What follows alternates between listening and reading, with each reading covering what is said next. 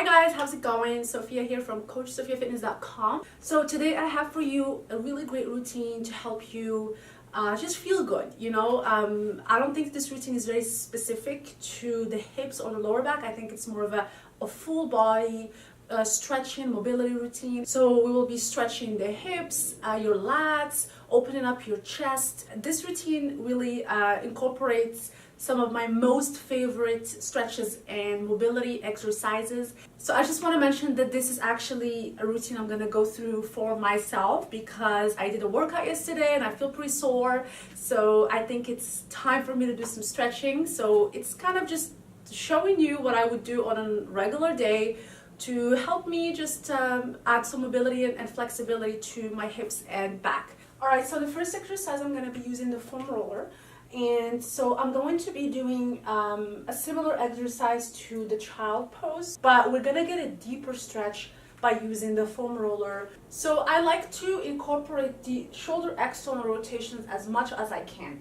So again, you want to externally rotate your arms. You can do this also one arm at a time if this will be a deeper stretch. And you just get into that child's pose.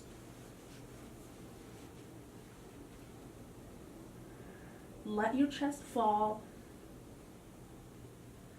and breathe.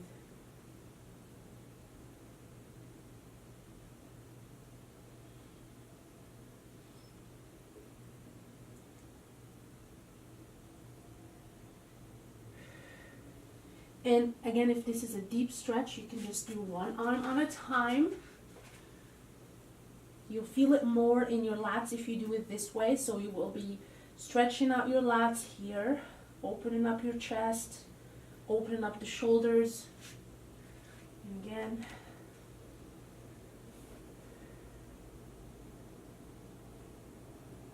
You may notice that you're tighter on one side than the other.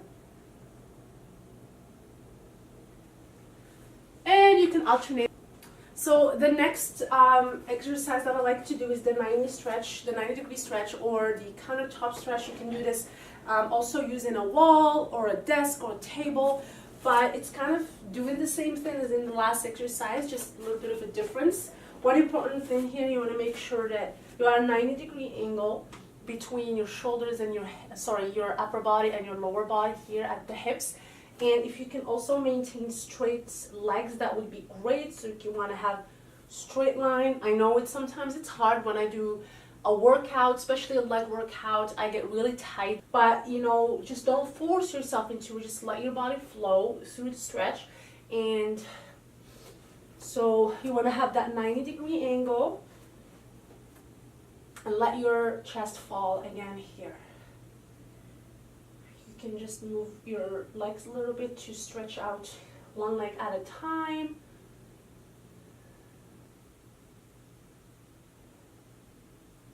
Again, if you have locked shoulders, this would be a little tough at first, but as you do it every day, you'll gain more and more flexibility and you'll be able to restore your posture.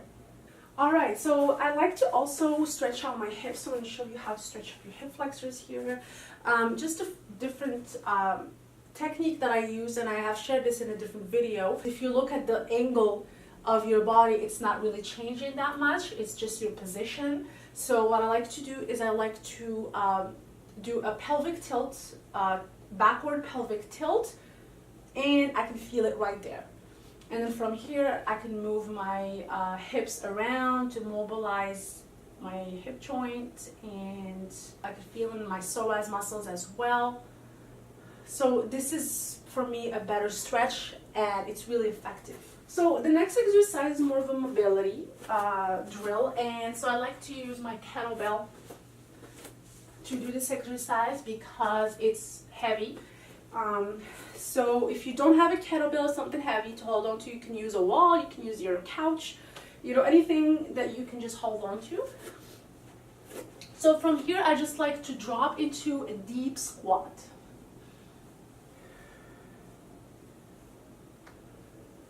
So again, this really helps open up your hips. And if you don't have anything to hold on to, you could also do this against the wall. So you just drop into the squat using the wall to stabilize your lower back. And so the last stretch I want to show you is just a simple shoulder opener. I think it's really important to make sure your posture is aligned. One common mistake people make when they have lower back pain and sciatica and piriformis syndrome is focusing too much on these areas here and totally ignoring what's happening here. But you have to understand that what happens here affects down here, and what happens here affects also your knees and your ankles and feet. So you want to constantly work on your posture and notice when there's an imbalance. So if you have rounded shoulders, you're not working on them, it's going to affect your hips. It's going to create instability. You may have one shoulder that's higher. Guess what's going to do to your hips? So keep these things in mind and don't isolate. We are going to do a simple shoulder stretch here. You want to make sure that it's, again, 90-degree angle. But one important thing is you want to have your traps down. So don't shrug your shoulder here. Traps down and just kind of fall into that stretch. Don't force it. Just follow your body. And you're going to notice a really nice stretch here. Again, your shoulder might have a tendency to go up. Just keep it down. Focus on stretching this area here. And of course, we're going to do the other side now. All right, so these are my favorite kind of daily spinal maintenance stretches that I do. You don't have to follow everything, you know, as I showed you. You can just pick one or two exercises or stretches to do throughout the day and then pick another two later on at night. So there's really no structure to this. It's really up to you. I will link another video as well that I've done recently about some chair movements you can do at work if you find yourself not able to get up and move. So check that one out as well. And if you are looking for an organized program specific for lower back pain to help you fix those muscle imbalances, check out the back pain bootcamp at coachsofiafitness.com/join. Thank you guys so much for watching, and I'll see you next time.